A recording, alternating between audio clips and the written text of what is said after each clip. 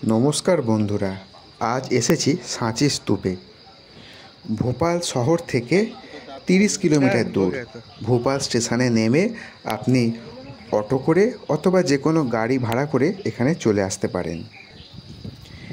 এই সাঁচি স্তূপ তৈরি হয়েছিল খ্রিস্টপূর্ব 3য় শতকে।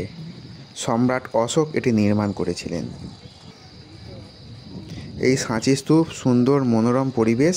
ঢুকতে গেলে 20 টাকার টিকিট লাগবে। আপনারা দেখতে পাচ্ছেন মূল স্তূপ। আমরা এসে গেছি সাঁচি স্তূপে। সম্রাট অশোক বৌদ্ধ ধর্ম গ্রহণ করার পর এই স্তূপটি নির্মাণ করেছিলেন। এখানে একটা স্তূপ তৈরি করেছিলেন আর তৈরি করেছিলেন সারনাথের স্তূপটা যদি আপনি দেখেন অনেক বড়, সেটা ধামের স্তূপ বলে। সেই তুলনায় সাঁচি স্তূপটা কিন্তু অনেক ছোট আছে। এখানে আসতে পারেন মধ্যপ্রদেশে এবং ভোপাল স্টেশনে নেমে এখানে কিন্তু গাড়ি ভাড়া করে আসতে পারেন।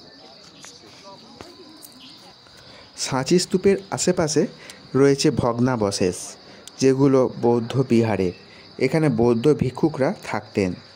সাঁচি স্তূপটি সম্পূর্ণ বৌদ্ধদের দ্বারা নির্মিত এবং এখানে বৌদ্ধ স্থাপত্য কলার নিদর্শন পাওয়া যায়। গায়ে পাথরের অপরূপ শোভা, যা এখনও বর্তমান আছে, যা আপনাকে খুব মুগ্ধ করবে। কেমন লাগলো বন্ধুরা? আসছি পরবর্তী পর্বে অন্য কিছু নিয়ে।